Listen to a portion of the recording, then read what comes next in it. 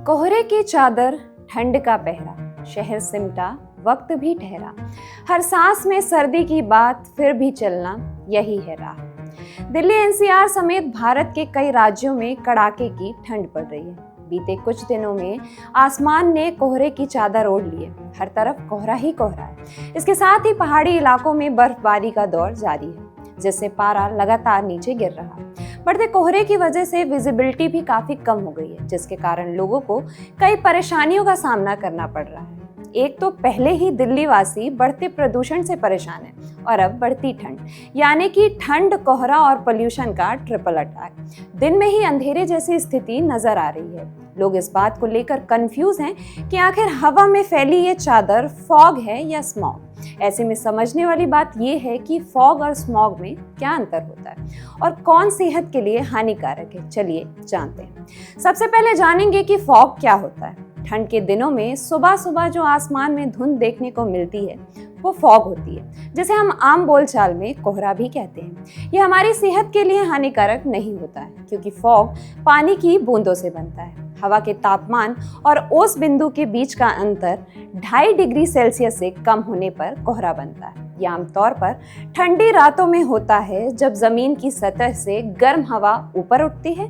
तब यह ठंडी हवा से मिलकर कंडेंस्ड होती है। जब हवा में बहुत ज्यादा कंडेंसेशन हो जाता है तो यह भारी होकर पानी की नन्ही नन्ही बूंदों में बदलने लगती है। आसपास की अधिक ठंडी हवा के संपर्क में आने पर इसका स्वरूप धुएं के बादल जैसा बन जाता है। इसी को मौसम वैज्ञानिक कोहरा बनना कहते हैं। वहीं स्मॉग की बात करें तो ये पूरी तरीके से धुएं और प्रदूषण का मिश्रण होता है। स्मॉग शब्द अंग्रेजी के 2 शब्दों स्मोक और फॉग से मिलकर बना है। इसमें सांस लेने से इंसान बीमार पड़ जाता है। इस वक्त दिल्ली एनसीआर में जो धुंध की चादर छाई हुई है वो प्रदूषण की वजह से, इसलिए वो फॉग नहीं बल्कि स्मॉग है। जब हवा में सल्फर डाइऑक्साइड और बेंजीन जैसी हानिकारक गैसों की मात्रा अधिक होती है तो उसकी वजह से स्मॉग बनता है। आमतौर पर जब ठंडी हवा किसी भीड़ भाड़ वाली जगह पर पहुंचती है तब स्मॉग बनता है। स्मॉग बनने का दूसरा बड़ा कारण प्रदूषण है। कहीं उद्योग, धंधों और गाड़ियों से निकलने वाला धुआं तो कहीं चिमनियां, सब मिलकर हवा को प्रदूषित बना रही है। ये प्रदूषित गर्म हवा हमेशा ऊपर की ओर उठने की कोशिश करती है और थोड़ी ही देर में किसी ढक्कन की तरह हो जाती है, जिससे कुछ ही समय में हवा की इन दोनों गर्म और ठंडी परतों के बीच हरकतें रुक जाती हैं। इसी खास उथल पुथल के कारण स्मॉग बनता है। यही कारण है कि गर्मियों के मुकाबले ठंड के मौसम में स्मॉग ज्यादा आसानी से बनता है। आपको बता दें कि स्मॉग और फॉग के कलर में भी अंतर होता है। स्मॉग के केस में हवा में हल्का कालापन रहता है, यानी स्मॉग ग्रे कलर का होता है। लेकिन जब सिर्फ कोहरा रहता है तो आपको वातावरण में ग्रे कलर की नहीं बल्कि सफेद कलर की परत दिखाई देती है। फॉग के लिए कहा जाता है कि यह ज्यादा ऊंचाई तक नहीं होती है, जबकि स्मॉग हवा में तैरता रहता है और गैस चैम्बर का काम करता है।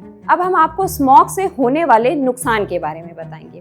बढ़ता स्मॉग कई गंभीर परेशानियों का कारण बन सकता है, जैसे आंखों में जलन, खुजली और लालिमा, सांस लेने में कठिनाई, छाती में जकड़न, खांसी, अस्थमा, दिल का दौरा पड़ने की संभावना, स्ट्रोक, फेफड़ों का कैंसर, त्वचा संबंधी बीमारियां, बालों का झड़ना, नाक, कान, गला, फेफड़े का इन्फेक्शन आदि। अब ऐसे में स्मॉग से बचने के लिए आप इन टिप्स को फॉलो कर सकते हैं। पहला, अगर आप स्मॉग एरिया में रह रहे हैं तो सबसे जरूरी है कि मास्क पहने और आंखों पर चश्मा जरूर लगाएं। दूसरा, घर से बाहर कम निकलें।